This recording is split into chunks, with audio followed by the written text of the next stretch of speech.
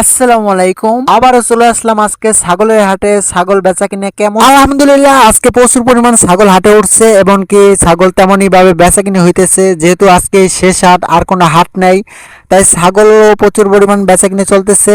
আর এইদিকে আকাশের আবহাওয়া তেমন একটা ভালো না, হয়তো বা বৃষ্টি আইতে পারে। এই হাটটি মূলত শুক্রবারেই বসে, যেহেতু বৃহস্পতিবার কুরবানি, তাই এবার সোমবারও চালু করে দিচ্ছে যাতে সবাই গরু ছাগল বিক্রি করতে পারে। অনেকের গরু ছাগল বিক্রি হয় নাই, আবার অনেকের বিক্রি হয়েও গেছে, তাই আবার বৃহস্পতিবার যেহেতু কুরবানি, তাই আবার সোমবার হাটটি দিয়েছে। আজকের হাটের পর আমাদের এলাকায় আর কোনো হাট নেই, আজকে আমাদের শেষ হাট। ঢাকার শহর তো এক সপ্তাহ যাবত গরু ছাগল বেচা কিনে হয়। ওই জায়গায় ব্যাপারীরা গরু ছাগল নিয়ে যায়, ওই জায়গায় থাকা খাওয়ার ব্যবস্থা আছে, তাই তারা রাত্রে দিনে এক সপ্তাহ পর্যন্ত এইভাবে গরু ছাগল বিক্রি করে। আর আমাদের গ্রাম অঞ্চলে হয় কি, যেই না যেই হাট ওই হাটে নিয়ে আমাদের গরু ছাগল বিক্রি করতে হয়।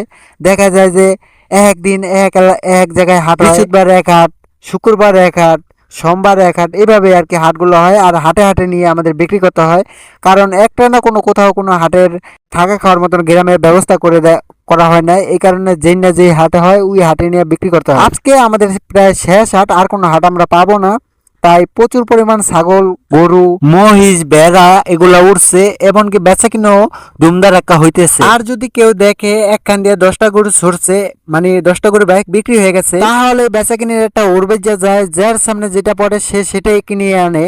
যদি গরুটার দাম 10,000 টাকা বেশিও পড়ে তাহলেও কিনে আনে, কারণ আর তো কোনো সামনে হাট নাই, কেনার মতন কোনো সুযোগও নাই। এটা তো আর ঢাকার শহর না, আজকে না কিনতেছি কালকে তো কিনবো, এরকম না ব্যাপারটা। আজকের ভিডিওটা এখানে শেষ করছি। সকলে ভালো থাকবেন, সুস্থ থাকবেন। আসসালামু আলাইকুম ওয়া রাহমাতুল্লাহ।